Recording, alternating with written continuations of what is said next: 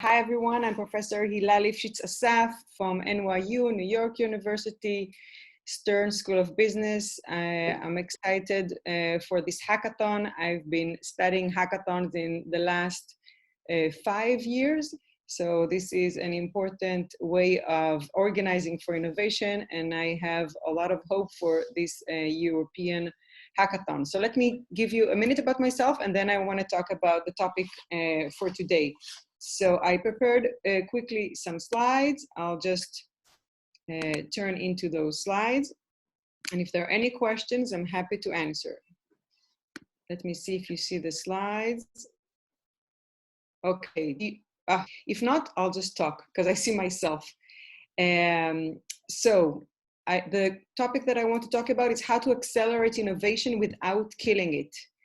The title of the study that is now forthcoming and that I've kind of discovered what is one of the key secrets to doing it is minimal and adaptive coordination, which we'll get to it soon. So 2 minutes about myself and my research. I study new ways of organizing for innovation in the digital age, things like crowdsourcing with NASA, open source with GitHub, AI with a few companies, and hackathons, as I mentioned. So I'll jump into the hackathon study. So 2 studies that I have that I'd like to share with you, the bottom line, and then I'm happy to share the full papers, videos and material, teaching materials for those of you who want to teach, or things practical for those of you who want to use it. So study number 1 is, what does it mean to accelerate innovation? So if you think about the process of innovation, it's a long process. It's a journey usually of weeks, months, and now we have to squeeze it into a sprint, only 2-3 days. So what happens when you do it under time pressure? That's the first study, and that's what I want us to focus on.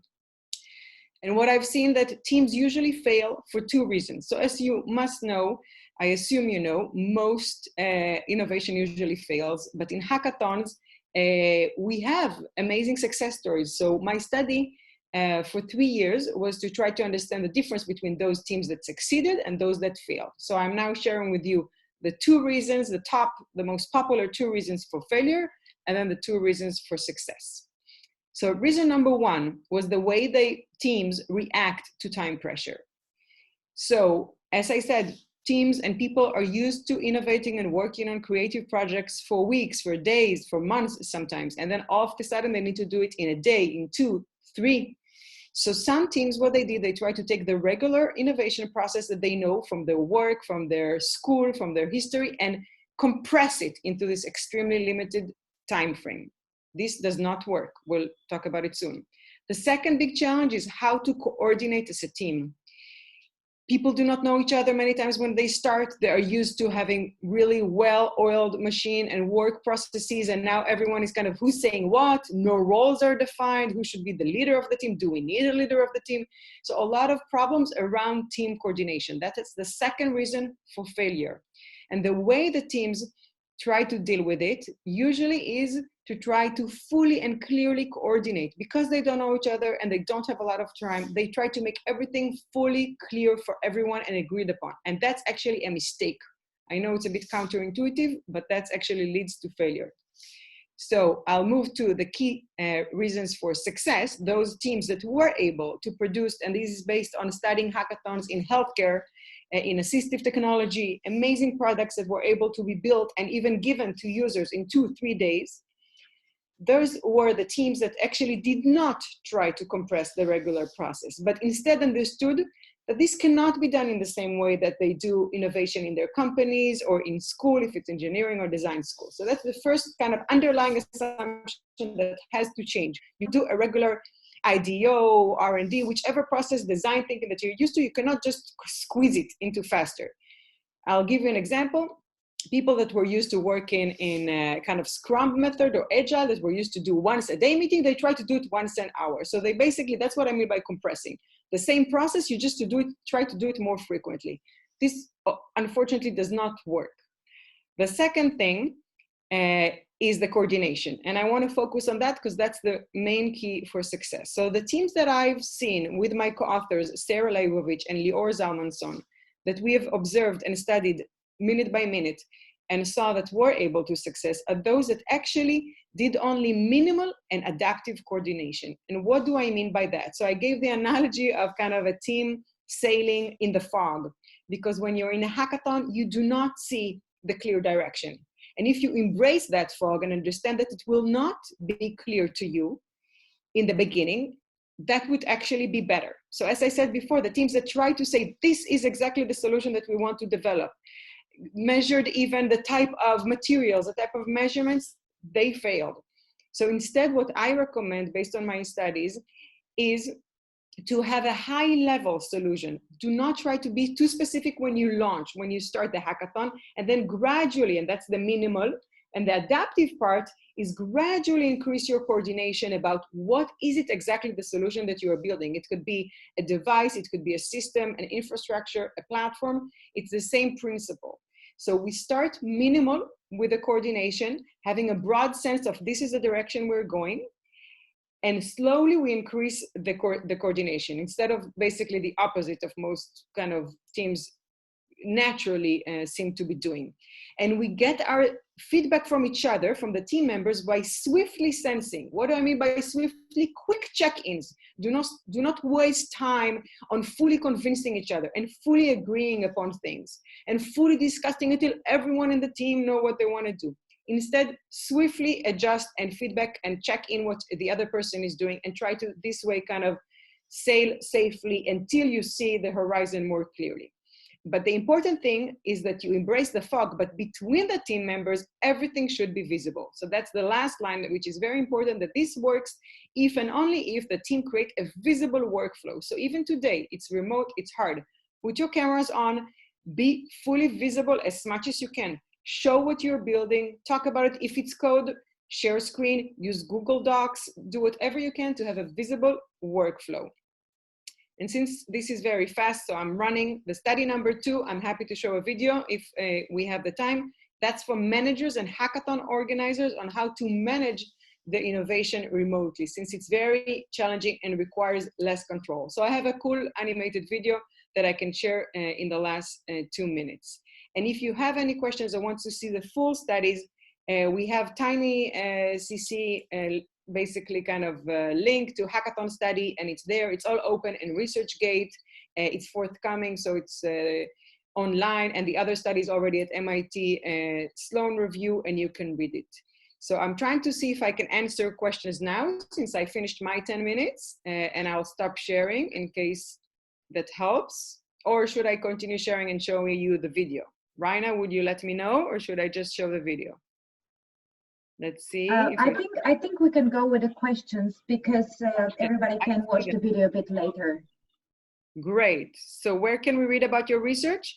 It's public, completely open. Since I'm an open innovation person, I always do open access license with all the journals. I fight for that. I pay for that.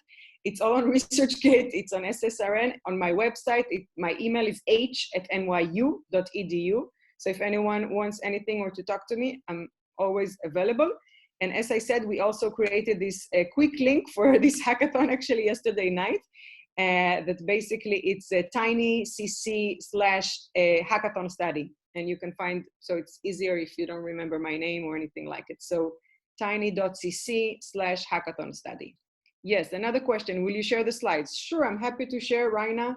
I can email you if you can share or in any way. What fulfills I'm recording the session, so we'll upload the whole video session afterwards, so everything will be available. Yeah. Okay, next question is, what fulfills my criteria for success? Great question that my reviewers also had. So success means a product that is actually working in the end of 2 or 3 days, in the end of the hackathon. And that's the highest bar, of course, for success. So I can share with you that the minimal coordination teams that only stayed minimal only got to basic level of a product that is working. Those that try to fully coordinate, the product was not even working in the end, or not even a prototype, right? So if you do usually minimal coordination, that's enough to get to a prototype level. If you go from minimal to adaptive, gradually increase your coordination. By the end of it, you're a well-coordinated team. Then we found out that those teams actually have a really, it's still basic, of course, but really working prototype and product that they can give to users. So to give you an example, these were medical devices that were shipped to people with, disabilities sometimes in the end of the hackathon. So that's like the highest bar of success. The last question I see is, where can I see the video? I'm happy to show it now. Or Raina, if we have a minute or two, it's like a 2-minute video. We can run it in the end. Should a team set KPI during a hackathon? If yes, which one? That's a great question. Let me see which the next question to decide which one I answer. Do you have a recommendation how experienced a team should be? What's a good next? Okay, so KPI. So KPI is a great question. So I would say, as I said, you are going to be those teams that are working in a hackathon. It's going to feel very stressed if you're already experiencing it. That's part of it, and very foggy. What I mean by that it will not be clear. So do not try to have KPI on the product or solution you are building. Do try to have KPIs on kind of what do you want it to do? So that, like, what does it need to solve? The problem that it needs to solve needs to be very, very clear and well synchronized between everyone. The solution, not yet in the beginning. And then slowly you can kind of gradually increase your understanding about the solution. So an example of a KPI in the studies that I found, for instance, was the type of pressure, let's say, a device needs to carry, right? If it's kind of respiratory devices and others that need to work under specific pressures, or if it's electrodes for, that now I see a lot of kind of electronic devices that people are trying to do for lung. So do not have very early on those KPIs. Do agree on those KPIs as you see the process unfolding. But inside the team, this has to answer, I don't know, COVID patients in stage X, like do start the goal basically, whichever KPIs. I hope I answered that. That's actually a very detailed question. I'm happy to also follow up by email, as I said, h@nyu. Another good question is, do I have a recommendation on how experienced the hackathon team should be? What's a good mixture? A great question. So 2 types of experiences we've measured. One is the experience of working with the other team members, and the other one is experience with hackathons. And actually the last one, we also looked at like prior experience with R&D, innovation, companies. Does it matter if this is an engineer coming from a Google or a student coming from engineering school? So we found that the engineering from your work does not impact, actually. It doesn't help, because many times people bring in kind of their work processes and think this is the right way to do it. We saw many people from many successful organizations that failed.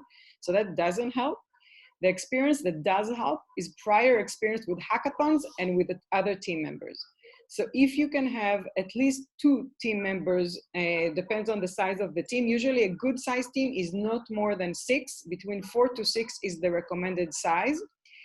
That's the mixture, I would say, that usually kind of helped. Team research in general recommends, by the way, for any type of teamwork, not only hackathons, between 4 to 6 type of team members. And of course, there were coordination roles that people kind of rotated and kind of took upon themselves, but taking a strong leadership that people tried to, we did not see that help. But having experience of working with each other did help, and having experience of being in hackathons did help, because people were a bit less stressed. They knew it's possible. And the first time is very stressful. Okay, another good question is how to best prepare in advance for a hackathon. Use collaboration tools, video making tools, whiteboarding tools, all of the above. The more time you have to get to know each other and to use it, the better it is. These days, because it's remote, it is indeed challenging. And I would, as I suggested before, if you can keep the cameras going like Zoom or whichever, if it's Cisco WebEx or whichever tool you're using, constantly open, not just text, that's not enough. There are a lot of misunderstandings. You have to remember also, there are many barriers that needs to be crossed, right? Some professional, people come from different types of backgrounds, many times geographical, language barriers. So the more kind of the richer the communication, the better it is, and show whichever it is that you're working on. So as I said, if it's even software, share your screens, share your code. Do not wait for it to be perfect, because by then the hackathon will be done. It will not be perfect. Share it early as much as you can. Fail early. Another good question, how to solve communication issues and being out of the loop, or to crowd type of communication. I'm not sure I understand too crowded. too crowded type of communication. How to solve communication issues is being out of the loop. I'm not sure, Bodgan, that I understand the question. How about you follow up in email to me, h@nyu.edu. I'll be happy to answer. Since one other person asked to share the video, Raina, how about, we have 3 minutes left. How about I share the video? Yes, go for it. Okay. So that's the video, as I said, about the second study, about how to manage innovation remotely. Before I talked about us as kind of hackathon team members, now I'm talking about kind of managing the hackathons. And let me make sure it's working. It is. Today, managers recognize more than ever that they cannot control their team and the work process when aiming to innovate. Innovation requires a high level of work autonomy to exercise curiosity and fearlessly experiment. Remote work makes managerial control all the more challenging. Yet, managers are expected to achieve high productivity under any and all circumstances. How can managers balance autonomy and control to achieve their goals without jeopardizing innovation? Over the last 3 years at New York University's Stern School of Business, we studied hackathons up close to find out. Hackathons are centered around creative autonomy and curiosity-led problem solving with the aim of producing working prototypes under extreme time pressure. A key insight from the research is that hackathon organizers have a unique approach to the active management that can also be very helpful when managing remotely. Instead of managing the innovation process as it happens, they set the stage and then step back. Hackathon organizers behave more like theater directors, setting the stage and then stepping back and letting the creative process take place, while regular managers are used to behaving like movie directors, trying to control and perfect every step in the process. NYU researchers found 3 strategies that hackathon organizers do that can be used in regular organizations, even remotely. The first strategy is to set the stage for filling knowledge gaps, but not to manage learning. They do this by facilitating easy access to expert knowledge physically or digitally. Hackathon organizers facilitate access to knowledge experts to quickly help solve their team's knowledge gaps and cultivate a culture in which identifying knowledge gaps is seen as efficient rather than weak. The second strategy is to set the stage for experimentation, but not manage experiments. Hackathon organizers transform a regular workspace into a dynamic environment for experimentation by providing cutting-edge gizmos, technologies, and creative materials to spur out-of-the-box thinking. These playful environments allow employees to freely experiment without fear of failure. These days, this means sending employees such enticing gizmos, such as VR headsets, and encouraging them to turn their existing workplace into a playful one and showcase it during virtual meetings. The third strategy is to set the stage for early feedback on new ideas, but not to supply it yourself. Hackathon organizers promote early peer-to-peer feedback. They set the tone for the feedback to be constructive and highly structured, but then move away and let the peers provide the early feedback before they give any feedback. For remote work, this means encouraging the use of project work digital channels, such as Slack, for peer-to-peer feedback in an early stage. We need companies and organizations to be innovative more than ever. These strategies, adapted from hackathons, can help managers leverage the autonomy remote work enables by setting the stage for innovation instead of micromanaging it. For more information, check out the full article in Sloan Management Review. Thank you, everyone. I'm happy to help. Any questions afterward? Rayana, our time is up. Yes, yeah, the time is up. Thank you very much for Hila for the great webinar. And also thank you everybody for participating, for the great questions. We'll upload the materials and continue the discussion on offline, so to say. Thank you everyone. I will answer your questions in the Q&A board. Thank you, everyone. Thank you.